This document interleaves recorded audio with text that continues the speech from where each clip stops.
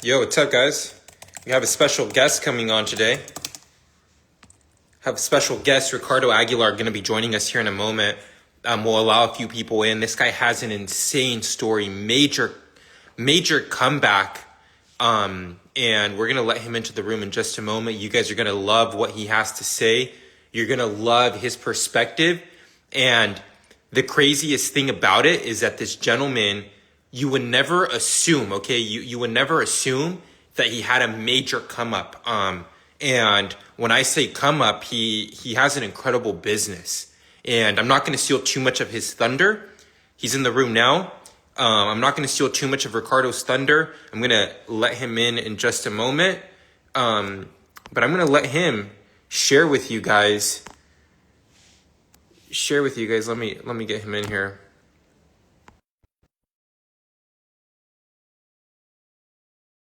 You guys are going to be thrilled to hear what Ricardo has to share with you guys. We're not going to be here for very long.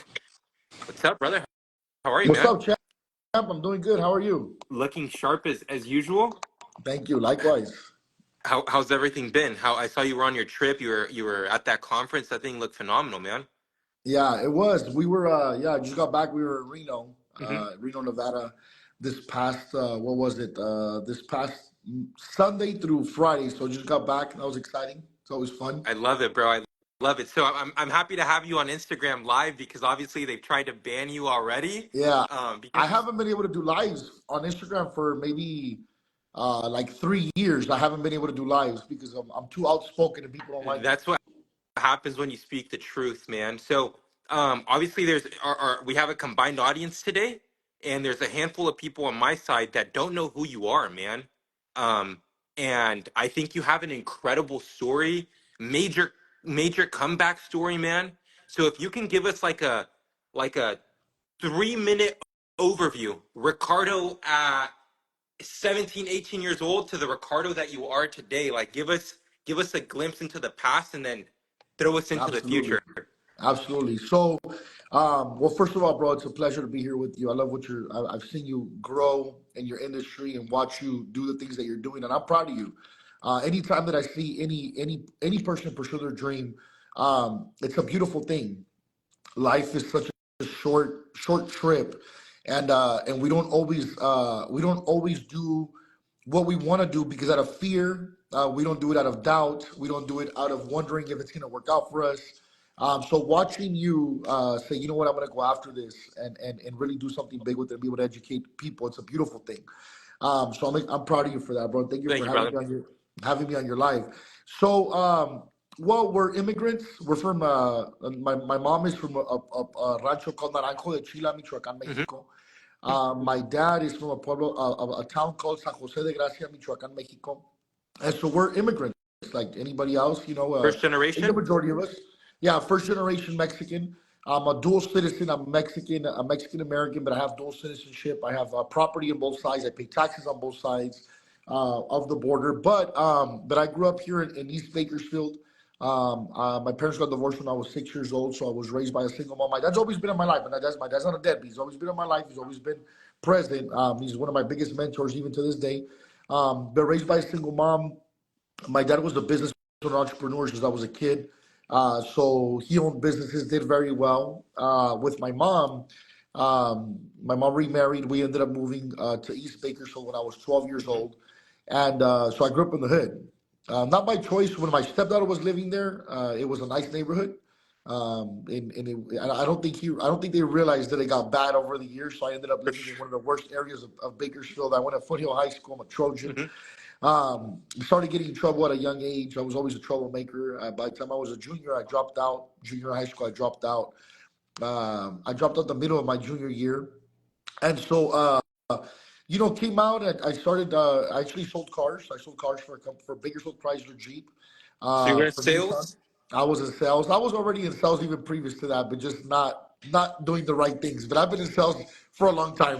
Yeah. I've been in sales for a long time, and so even since I was younger, just obviously not The anyway, incorrect products, right? not the correct Yeah. products. I'm 37. I'm gonna be 37 now in 2 months. So obviously that's many moons ago. But anyway, I ended up getting locked up when I was, I believe I was 19 or 20 years old. So I did some time when I was younger. Before I was even able to drink, I was already incarcerated. I was doing some time. I did some crimes, and I had to do the time. Got out, went into the oil fields for a while, then got into insurance, and here I am, you know, here we are, what is it now, 9 years later, and very blessed to be able to have, we have 2,000 agents, 2,100 agents across the country. I've been working directly with Patrick David for many years. He's the one that founded PHP, the Hmm. company that I'm a part of. I'm actually an equity owner of PHP. And so, yeah, so that's pretty much in a obviously there's a lot in between, but kind of in a short summary, what my life has been from a teenager to now. Dude, So it's insane. So, first generation Mexican American, and now you have a 2,000 plus army of insurance agents that you're leading, that you're correct, pioneering and helping them pave the way. correct. So you're telling me that any first generation Mexican American that just hustles and commits to their craft can do this kind of thing? Yeah, well, here's let me share something with you. Mentality has a lot to do with it. I was very blessed to be raised by a father that was an entrepreneur. Hmm. And every time when we would be driving, and it didn't matter what anybody was doing. It doesn't matter if it was they were laying cement, if they were doing landscaping. My dad would say, "You see that man? Yeah, whatever he's doing, you could do it better. You see that man? Whatever he's doing, you could do it better." So I was raised that way. I was raised to believe that there's nothing that I couldn't do. Hmm. My dad did not raise me with limiting beliefs. My dad didn't raise me with a victim mindset. My dad is a 5'4", man that has broken English, yet was able to build businesses here that are still to this day standing in Kern County, where I'm from in Bakersfield area. So the reason I am why I am, and the reason I believe what I believe is because I was raised by a father that told me that I had no limits. Not because I was brown or Mexican or because I spoke Spanish or because we were immigrants was that going to stop me. So But I was not raised with the victimhood that's not an mentality excuse, whatsoever. right? No, as a matter of fact, if you look up the IRS statistics, 50% of immigrants, 50% of millionaires in America are immigrants. 86% of millionaires in America are self-made, meaning they did not inherit their money. This is an IRS fact. So therefore, if 84%, 86% of immigrants in America are are self-made and 50% of them are immigrants, like literally not different nationalities, like they literally came from another country and Hmm. became millionaires, then why can't I? So I just don't buy into the bullshit excuses of our skin color or our race determining what we can or can't do. My hands are in the and my life are in the hands of God. My power comes from God. It doesn't come from another man. Another man, I don't care what their skin color is, cannot tell me what I can or can't accomplish. And I became a millionaire in America, as you did too. And if we can do it, why can't anybody else do it? Absolutely, brother. Absolutely. I'm a firm believer in that. And that's going to lead me to like the discussion that I wanted to get your opinion on. Um, being being Mexican Americans, right? We are both very vocal men. We say what we want to say, and sometimes we don't process it, but it's our true. It's with transparency. Like here it is. This is what I have to say, and and you may or may not agree with what I'm going to say next. But you're mature enough and you're developed enough to understand healthy debates. Correct. And I made a post publicly, and I said, "Hey, I am I'm 100% with the Latino community for sticking together, uniting, and making your voice heard, but I don't agree with burning the American flag, That's ridiculous. disrespecting the American flag." And by making that public comment, it's like, hey, well, are you not Mexican? Like, you think you're better than us? Like, you're not Latino? It's no, that's not the case. It's not the case. But what is the objective behind our protest? What is the end goal? Who are we following? And overall, what is the objective? That my goal is for us to come out on top and not be disrespected and be seen as like community founders, community Exactly. leaders. So do we do that by following previous protests, by breaking shit and, you know, vandalism and burning the flag, or do we do that by leveling up? Yeah. Um, So What's your Yeah. take? So yeah, man, it's wild. I've been getting a lot of that too. Like, oh, te quieres gabacho, or the white people will never accept you. First of all, I'm not looking for acceptance, bro. People like me, we're not Yeah. looking for acceptance. Trust me, we didn't get where we got in life because we're looking for you to accept us. Mm-mm. Okay, we're not looking to fit in. You don't become a top 1% income earner of America or the world, actually, By fitting in. um, because we're trying to fit in. No, that's not the way things work. However, here's what I will tell you. Uh, I understand the protest. My parents came here illegally. My Same. mom literally just became a citizen like 4 or 5 months ago. My Same. mom literally just became a citizen. Literally Yeah. same. So my dad became a citizen many years ago. But here's what I will tell you: it's not the protesting that's the problem. Like, for example, here's what I will tell you: I don't understand why people are waving the Mexican flag. So let me get this straight: Viva Mexico, puro Mexico cabrones. But you don't want to go back, but you're waving the Mexican flag. How does that Hmm. make sense? If you want America to not deport you, then wouldn't it make sense for you to wave the flag of the country you want to stay in? Like, I think that's just logical. And I think a lot of people with reasoning are thinking that way. Right now, the ignorant idiots are the ones that have the microphone. So they look like they're a lot bigger than they really are, but they're really not that many of them. Most people are thinking reasonably.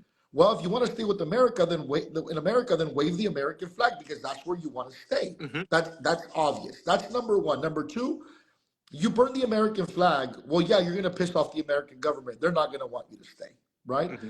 And then point number three is I just did if you look at my stories, I just talked about this. I'm for protesting. Hey, I have family that's illegal to this day. Okay. I don't forget where I come from. However, what do you like? You think saying F ICE is gonna inspire the federal government to to give you amnesty? You think saying F Border Patrol is really gonna help your cause? Instead of saying hey, give us amnesty, instead of having the signs that say F ICE, why don't you say I'm a carpenter, I work in landscaping, Just I'm rephrasing a it, right? teacher? Like, twist it, like, say, Rephrase your. rephrase it. If you're doing the same thing, but you're talking about things that matter. Tell me how you're contributing to America. Tell me how you're contributing to the U.S. Talking about F ICE and burning the flag and doing burnouts, like, bro, you're making us look stupid. They're not gonna want to keep us here. I'm all for that. By the way, people ask me, Ricardo, what's the solution? Do you agree with deportations? No, it's the law of the land. That's a given. No shit. Mexico has it too. It's Article 123 of the law of populace in Mexico. They also have an anti-immigration law, and they deport people too. It's happening in Mexico right now. It happens in Mexico too. Mhm. However, every country has laws. However, I believe in amnesty, Jose. I believe in amnesty. What Ronald Reagan did in the 1980s, it made sense. If people are paying their taxes, if people are not committing crimes, I understand it's a crime to be in the country illegally. I get that. But if they have not committed a crime after being in the country and they've been actually contributing to society, you know what? Trump, you know what? Republicans, you know what? Hey, it makes sense for you to give amnesty. I get that part. That part makes sense. Why don't you ask for amnesty instead of saying F ICE? That's the part that doesn't make any sense to me. That's super valid, bro, and that's exactly why I thought you were the perfect person to have this debate with just publicly. There's other people listening in right now, and a couple of people that are not going to see eye to eye with us because they're like, hey, mis papás todavía están, they have this problem, and look at we are looking to help you, like Latinos, we're looking to help you, but we just want you to rephrase the way that you're protesting because we see the signs. And I'm like, is that the way you're going to sell someone to convince someone to give you the opportunity? It's not. The protest is valid. We need to Of be course. heard, but the message needs to be repurposed. And I don't think the protest right now, the Latino culture, and maybe this person's you, I don't know. It needs the Latino culture needs someone to step up and say, this is what we're doing. This is what we're really fighting for. Because right now, I feel like everything's so spread out. And you have all these different many people trying to put these protests together, but there's no true like end goal. I don't think anyone knows what they're fighting for right Of now, other course than not. like, Of course not. It's all emotion, bro. There's no mhm, logic behind this. There's no logic. And I think that, like, for example, I said that in my stories earlier, Jose. You want to go protest? Let's do it. Go to the Capitol. You want to protest? Go to the White House. By the way, what did Martin Luther King do? He brought over 1 million people to the White House, stopping freeways. What if your grandma was in that ambulance and she needed to go to the hospital? In that protest, she needed to get there in time. What if that was your mom? What if that was your brother? What if somebody needed to go to a doctor appointment that they couldn't miss because they have a pacemaker, because they have diabetes? What if somebody was going for dialysis? Yeah. How many people, maybe, how many jobs, how many companies don't accept an excuse that there was a protest, that's why you were late for work, and somebody lost their job? Like, why don't we think about that? Go protest the Capitol. Go protest the Capitol of whatever state you're at. It makes no sense to me. It makes no sense to me. No sense to me for you to go and disrupt people's lives and potentially put them in a bad situation instead of going to where the decisions are made. The decisions are not made on the 405 freeway. Right. They're made So in Sacramento. Go to 100%. Sacramento. Take the drive. Stop being a lazy ass. You really want to go protest? Go over there and then show up. Can you imagine? I just want you to visualize this for a second, Jose. I want you to visualize for this for a second. I turn on the TV. I'm Trump. I'm whoever you want. I'm Tim Hoffman, the acting ICE border patrol, the border czar right now. I turn on the TV. I see American flags. I see a peaceful protest. I see you asking for amnesty. I'm like, hey, these people want to stay here. But if I turn on the TV and I see you putting F ICE, and I see you burning out in the middle of the freeway, holding back traffic, brother, I am not inspired to help Not you. There's at no, all. you're disrupting the community. Why the hell would I want to do that? It doesn't make any sense. It's just all emotion. They think they're doing something great for the community. They're actually hurting the community. Makes no sense, brother. They are. So all that being said, Ricardo and I, we are pro amnesty. We are pro Absolutely. giving opportunity to those in need with a proper process. With a proper process, a more streamlined process. And we want the Latino community to be heard, but the message just has to be changed. And if it's changed, we get results. If it's changed and you're connecting with guys like Ricardo and myself, we start making you believe in yourself to go out there and create opportunities for yourself. Bro, I can't tell you you just told me a fact. 50% of immigrants are millionaires. Millionaires. We're we're in that statistic. And I genuinely would not consider myself special. I'm not going to speak for you, but I would not consider myself special. It's just we are hungry. We are willing to help. We are willing to serve. And more importantly, we care. We'll continue to give out this information. You just give it away, and it comes back tenfold, man. Yeah, I think that I can't stand, Jose, when I hear people say, "Oh, the brown skin. Oh, it's because we're Mexican. Oh, because it's like, bro, you're such a weak human being if you think that way. Because what you're telling the universe, what you're telling the world, is that another human being has control over you. Hmm. I was created by God, brother. God gives me my power, not a white man. God gives me my intelligence. I don't need validation from anybody. I get my validation from God. Hmm. That's who I am getting validation from. I don't need to be told by another man that, like, when people, oh, you know what? Oh, it's because you think you're white. What? Yeah, No, yeah, it makes no I'm sense. no. That makes no sense. No, I'm a son of God. So if I know that the Bible says that poverty will come across a man that has his hands full. We serve a God of abundance. My God is an abundant God. It's not a scarcity God. So for you to say things like, "Oh, it's because you're brown, they're never gonna accept you. They'll never let you be like them." Why do you think that your power comes from another man? You must not believe in God. See, I believe in God. You might be an atheist and say that, and that makes sense to you. And here's what I won't tell you, and I'm gonna say something right now that may even be controversial, but I'm okay with that. I really don't You're gonna care. get us Here's the reality behind blocked, things. bro. I really don't care. Yeah. You know who's taught me more about my dad taught me the hustle, Hmm. but I've learned how to become a millionaire from white men. I learned stocks, bonds, annuities, insurance. I learned all that stuff, residual income, passive income. I've learned that from white Well, men. let's That's who I've talk about learned that that for a moment. from. Let's I talk didn't about that learn for a that from other Hispanics. We'll talk about that for a moment. I think that's an important topic that you bring up, financial literacy. In our culture, the Latino culture, and it's starting to change. There's some Latinos now that are like grasping the concept now, but the Latino mindset is con el sudor de mi frente. I need to work 9 to 5, and that's the only way to earn money.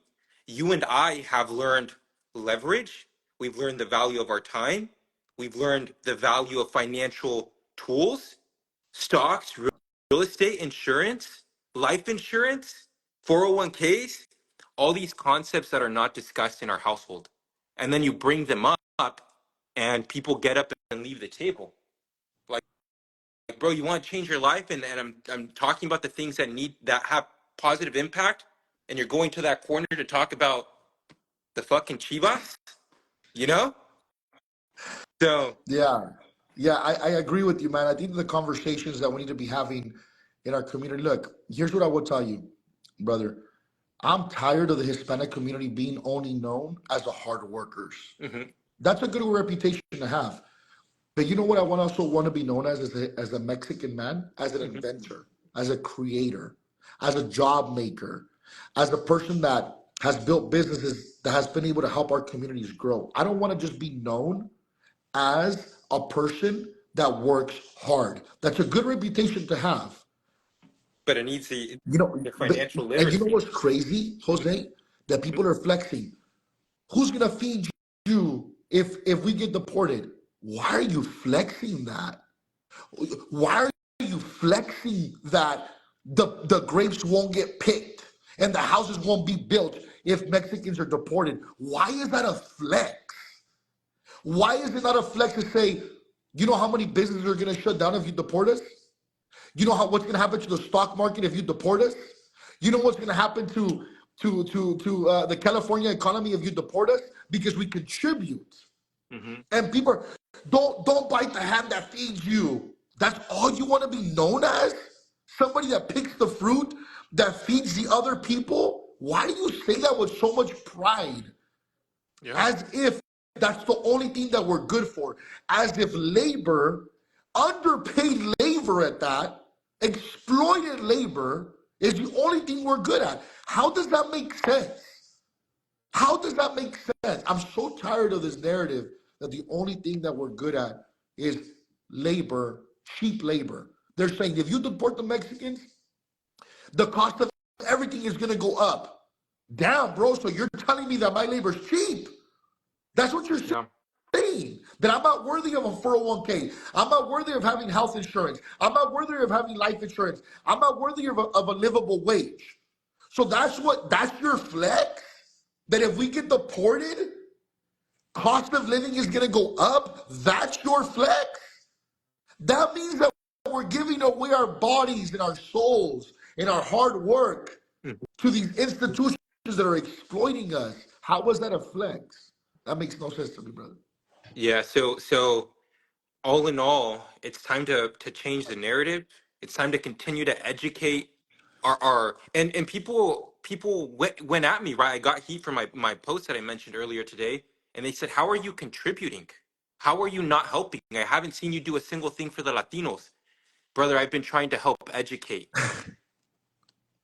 I'm spending an hour at least out of my time to come do these things and like provide opportunity, show you that you can become a millionaire, show you that you can acquire these things, show you that you can make a difference in other ways, to where if you're removed from the equation, they'll want you right back. But Exactly. right now they'll just remove one, bring someone else. So Exactly. so Exactly. let's we're down to like final stretch here. Does anybody have any questions for Ricardo or myself? There's a comment box below. We'll spend a couple of moments. We'll answer maybe two or three questions. Ricardo, is there anything else you want to share with? Let's provide advice to the 25-year-old male looking to change his life and lead his household. Females, if you're listening, no, no offense, but just man to man, how can we help the 25-year-old that is looking to change his life right now? What would you say to him? To, to me, there's two main things from experience. I'm gonna be 37 in 2 months. Okay, so I'm not too old, but I'm not too young either. Um, I've been through a lot of things in my life that helped me get where I'm at today, and I'm gonna share with people the two most important things that helped me become a millionaire in America as a son of immigrants, of illegal immigrants, as a bilingual Hispanic high school dropout. Okay, I'm gonna give you two things. Number one, that has helped me. Well, they're not in order. It's not one is more important than the other. I'm just going to give you the two things. One of them would be self development. Okay, stop binging on Netflix and Prime, Amazon Prime. Read a book. Let me give you three books I'm going to recommend everybody on this life. Number one, it's Rich Dad Poor Dad. That would be the number one. I think that Jose, you would agree with me. Rich Dad Poor Dad is by Robert Kiyosaki is one of the books you need to read. Let me give you another one that you absolutely need to read. Number two, the second book that I would recommend for you guys to read. I'm sorry, is a book by Kobe Bryant, his personal trainer, and Michael Jordan, which is Tim Grover. That book is called Relentless by Tim Grover. That would be a second book that I would recommend everybody to read. The third book that I recommend everybody to read, because in order for you to become successful, you have to get in sales. Hardly anybody becomes successful through just 9 to 5 or a salary. There's no way you're going to be able to get the scale like that. Even if you get a promotion, they pay you a couple bucks more an hour. You got to learn how to sell. Brian Tracy, The Psychology of Selling, because you need to learn how to sell. Sales is the fastest way to move up the economic chain. Okay, so number one is personal development. Let's go back through the books. Um, Rich Dad Poor Dad by Robert Kiyosaki, Relentless by Tim Grover, and Brian Tracy's The Psychology of Selling. That's point number one. Point number two that I would give everybody here. Find the right circle. Okay, find the right association is everything. If people are not contributing to the growth of your life, then they're taking away from the growth of your life. It's very, very, very important that you keep these things in mind. Tell me who you're with, and I'll tell you who you are. Let me see your friends, and I will tell you your future. And now, naturally, you doing this means your circle gets smaller. But that's your circle, that small circle. If you go from 10 friends to 3 friends, you have quality friends now. Don't worry about quantity. Worry about quality. And if you worry about quality, it doesn't mean that your friends that are not wanting to grow are bad people. Hey, I love my boys. I have my boys that I've known for years that have not wanting to scale from what they are. I don't hate them. I don't have nothing against them. I love them. And if they needed me right now, I'd be there for them. However, I can't associate daily or talk to daily to people that are not wanting to grow. So to me, those are two main things. Definitely your personal development, your personal growth, what you're consuming. Your eyes and your ears are the gateway to your mind. Be careful what you let in. And number two, be careful who you speak to. And understand that the people that are going to be the worst influences for you sometimes are going to be people that you love. Mhm. And that's the hard part. You have to cut off sometimes, not fully cut them off, like don't ever talk to them, but Put you have to limit your some communication with distance. people that you love. For me, the two things you just said, man, life changing, 100% life changing. And I think one of the most difficult things for Latinos to do, speaking about Latinos, is that our family's so tight, so connected. You're so worried about what your tio's gonna say, your tia's gonna say. You have to distance yourself because our family, although they love us, they're like freaking pythons. And the moment that you start doing something different, they're like, ya se cree, this and that. And it takes you 4 or 5 years of hard work and discipline before you're like, damn, this guy did that. Yes, I've been trying to tell you this whole time. This is how we're getting there. And you could have been doing it too if you would have been following along and committing to the journey. So, Absolutely. dude, I want to share that you gave out 3 books. If anybody can't afford those books, the first five people that just message me saying you want a copy of the book, my team will buy you the book.